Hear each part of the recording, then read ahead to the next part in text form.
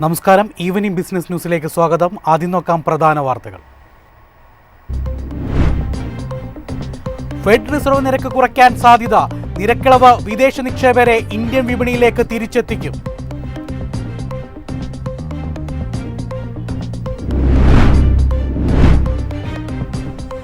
വീണ്ടും റിപ്പോ നിരക്ക് കുറയുമെന്ന് Morgan Stanley. നിരക്ക് 5% എത്തും.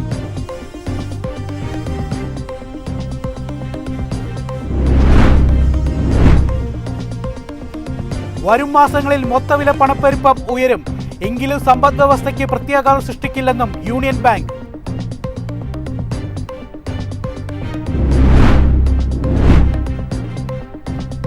ഇന്ത്യ US വ്യാപാര ചർച്ച ഡൽഹിയിൽ പുരോഗമിക്കുന്നു. അധിക തീരുവ കുറയണമെന്ന ഗ്ലോബൽ ട്രേഡ് റിസർവ്.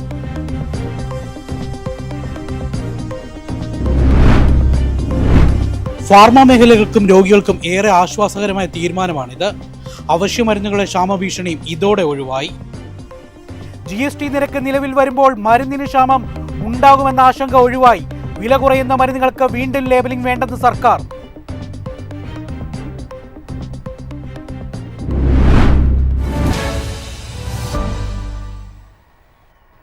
വാർത്തകൾ വിശദമായി. ഇന്ത്യൻ ഓഹരി വിപണി ഇന്ന് നേട്ടത്തിൽ വ്യാപാരം അവസാനിപ്പിച്ചു.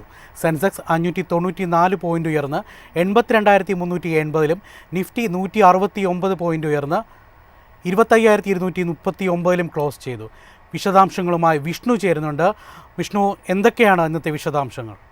മാർക്കറ്റ് ഇന്നിപ്പോൾ ക്ലോസ് ചെയ്തിട്ടുണ്ട്. നമ്മൾ ഈ ഒരു ക്ലോസിംഗ് എടുക്കുമ്പോൾ നമുക്ക് എടുത്തു പറയേണ്ട ഒരു കാര്യം, നിഫ്റ്റി ഇപ്പോൾ ഇന്ന് മികച്ചൊരു നേട്ടത്തിൽ അല്ലെങ്കിൽ 0.7% ഒരു മുന്നേറ്റം രേഖപ്പെടുത്തിയാണ് ഇന്നത്തെ മാർക്കറ്റിൽ ക്ലോസ് ചെയ്തിരിക്കുന്നത്.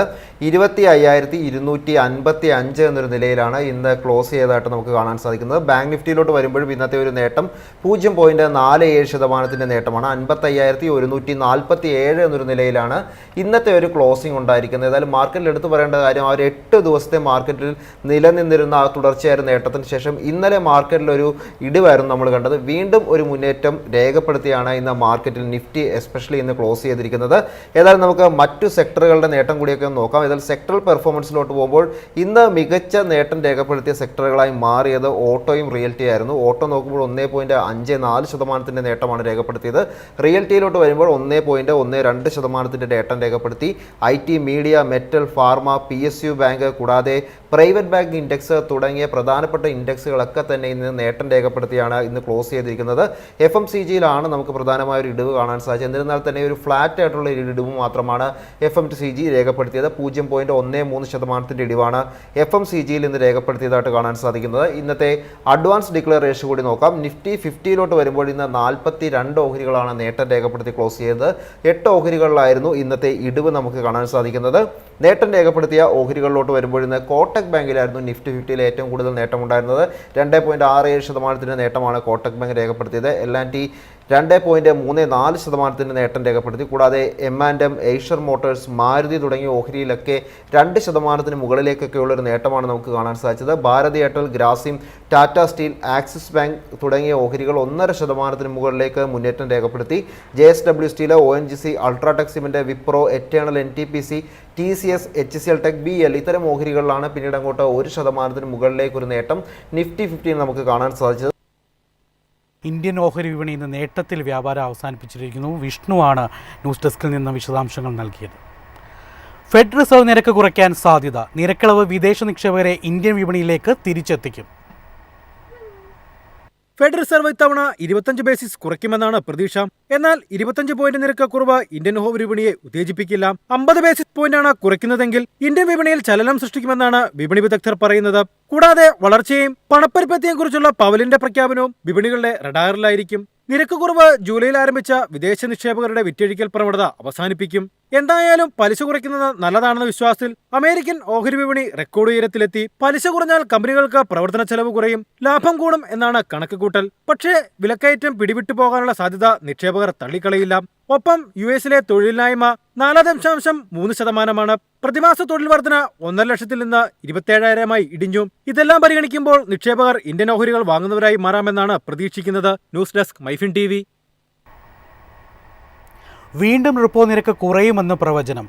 RBI നിരക്ക് കുറയ്ക്കുക ഒക്ടോബർ ഡിസംബർ മാസങ്ങളിലെന്ന് മോർഗാൻ സ്റ്റാൻലി. നിരക്ക് 5% എത്തിക്കും. ആഗസ്റ്റിൽ ചില്ലറ പണപ്പെരുപ്പം നേരിയ തോതിൽ ഉയർന്നിരുന്നു. ഇതിനു പിന്നാലെ റിപ്പോ നിരക്ക് കുറയ്ക്കൽ സർക്കിൾ അവസാനിച്ചെന്ന അഭ്യൂഹം ശക്തമായിരുന്നു. ഈ പശ്ചാത്തലത്തിലാണ് 25 ബേസിസ് വീതം നിരക്ക് കുറയാൻ സാധ്യതയുണ്ടെന്ന പ്രവചനവുമായി ബ്രോക്കറേജ് രംഗത്തെത്തിയത്. പണപ്പെരുപ്പം റിസർവ് ബാങ്കിന്റെ സഹനപരിധിയായ 4% താഴെ തന്നെയാണുള്ളത്. കൂടാതെ സാമ്പത്തിക വർഷത്തെ ഉപഭോക്തൃ പണപ്പെരുപ്പം 2.4% ഇവയാണ് നിരക്ക് കുറയ്ക്കലിന് ശക്തി നൽകുന്നതെന്നും മോർഗാൻ സ്റ്റാൻലി വ്യക്തമാക്കുന്നു. ഒപ്പം ഭക്ഷ്യവസ്തു വിലയിലെ കുറവ്, ചരക്ക് സേവന നികുതി നിരക്കുകളിലെ മാറ്റം എന്നിവയും പോസിറ്റീവ് സൂചകങ്ങളായി മാറും. ഇന്തോ-US വ്യാപാര ചർച്ച വീണ്ടും ആരംഭിച്ചതും ബ്രോക്കറേജ് ചൂണ്ടിക്കാട്ടി. ഈ സാഹചര്യത്തിൽ താരിഫ് വെല്ലുവിളികളുടെ ആഘാതം കുറയാനാണ് സാധ്യതയെന്നും റിപ്പോർട്ട് വ്യക്തമാക്കുന്നു. News desk MyFin TV. വരും മാസങ്ങളിൽ മൊത്തവില പണപ്പെരുപ്പം നേരിയ രീതിയിൽ ഉയരും. എന്നാൽ പണപ്പെരുപ്പം നിയന്ത്രണ വിധേയമായിരിക്കും. സമ്പദ് വ്യവസ്ഥയ്ക്ക് പ്രത്യാഘാതം സൃഷ്ടിക്കില്ലെന്നും യൂണിയൻ ബാങ്ക്. സാമ്പത്തിക വർഷത്തിന്റെ വരും പാദങ്ങളിൽ ഏറെക്കുറെ സ്ഥിരതയുള്ള പണപ്പെരുപ്പമാണ് പ്രതീക്ഷ. ശരാശരി 0.5% ഇത് തുടരുമെന്ന് കരുതുന്നതായും യൂണിയൻ ബാങ്കിന്റെ റിപ്പോർട്ടിൽ പറയുന്നു. ആഗസ്റ്റിൽ പണപ്പെരുപ്പത്തിൽ നേരിയ വർധനയാണ് രേഖപ്പെടുത്തിയത്. എന്നാൽ വരും മാസങ്ങളിൽ മികച്ച മഴ ലഭിക്കുമെന്നാണ് കാലാവസ്ഥാ വകുപ്പിന്റെ പ്രവചനം. കാർഷിക മേഖലയിലെ വിളവെടുപ്പിന് ഇത് സഹായിക്കും. സ്വാഭാവികമായും പണപ്പെരുപ്പത്തിൽ നിർണായക ഘടകമായ ഭക്ഷ്യവില കുറയും.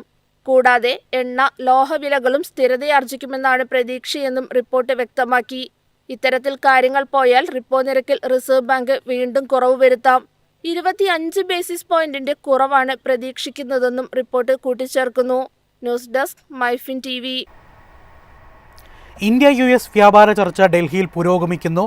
ചർച്ചയിൽ വഴിത്തിരിവുണ്ടാകണമെങ്കിൽ അധിക തീരുവ കുറയണമെന്ന് global trade research initiative. Russian എണ്ണയുമായി ബന്ധപ്പെട്ട ഇന്ത്യൻ ഉൽപ്പന്നങ്ങൾക്ക് വാഷിംഗ്ടൺ ഏർപ്പെടുത്തിയിരുന്ന 25% അധിക തീരുവ പിൻവലിക്കുന്നതിനെ ആശ്രയിച്ചാണ് കരാറിലെ പുരോഗതിയെന്നാണ് ഗ്ലോബൽ ട്രേഡ് റിസർച്ച് പറയുന്നത്. നിലവിൽ 50% ഇന്ത്യക്കുള്ള തീരുവ. അമേരിക്ക ഇന്ത്യയുമായി ഈ വർഷം അവസാനത്തോടെ വ്യാപാര കരാറിന് താൽപ്പര്യപ്പെടുന്നുണ്ട്. എന്നാൽ ഇന്ത്യ കാർഷിക വിപണി അമേരിക്കയ്ക്ക് തുറന്നു നൽകാൻ സാധ്യതയില്ല. റഷ്യൻ എണ്ണയുടെ കാര്യത്തിലും നിലപാട് മാറില്ല. അതുകൊണ്ട് തന്നെ ഇരു രാജ്യങ്ങളും കരാറിലേക്ക് എത്തണമെങ്കിൽ സമയമെടുക്കും. പെട്ടെന്ന് വിഷയങ്ങൾ പരിഹരിക്കപ്പെടില്ല. കാർഷിക വിപണി പ്രവേശനം പോലുള്ളവ രാജ്യത്തിന്റെ പരമാധികാരവുമായി ബന്ധപ്പെട്ടതാണ്. എണ്ണ വിഷയം വിദേശ നയവുമായി ബന്ധപ്പെടുന്നുവെന്നും ഗ്ലോബൽ ട്രേഡ് റിസർച്ച് ഇനിഷ്യേറ്റീവ് ചൂണ്ടിക്കാട്ടി. US വ്യാപാര പ്രതിനിധിയും ചീഫ് നെഗോഷിയേറ്ററുമായ ബ്രണ്ടൻ ലിഞ്ച് ആണ് ഡൽഹിയിലെ ചർച്ചയെ നയിക്കുന്നത്. വാണിജ്യ മന്ത്രാലയ പ്രതിനിധികളുമായാണ് ചർച്ച. ചർച്ചയുടെ അടിസ്ഥാനത്തിലായിരിക്കും തുടർന്നുള്ള നീക്കങ്ങളെന്ന് സ്പെഷ്യൽ സെക്രട്ടറി രാജേഷ് അഗർവാൾ പറഞ്ഞു. 5 റൗണ്ട് ചർച്ചകളാണ് ഇതിനകം കഴിഞ്ഞത്. News desk MyFin TV. സ്വർണം വെള്ളി നിരക്കുകൾ.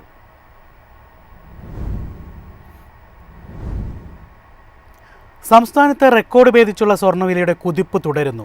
ഇന്ന് ഗ്രാമിന് 80 രൂപ ഉയർന്ന് 10,260 രൂപയും പവന് 640 രൂപ കൂടി 82,080 രൂപയുമായി.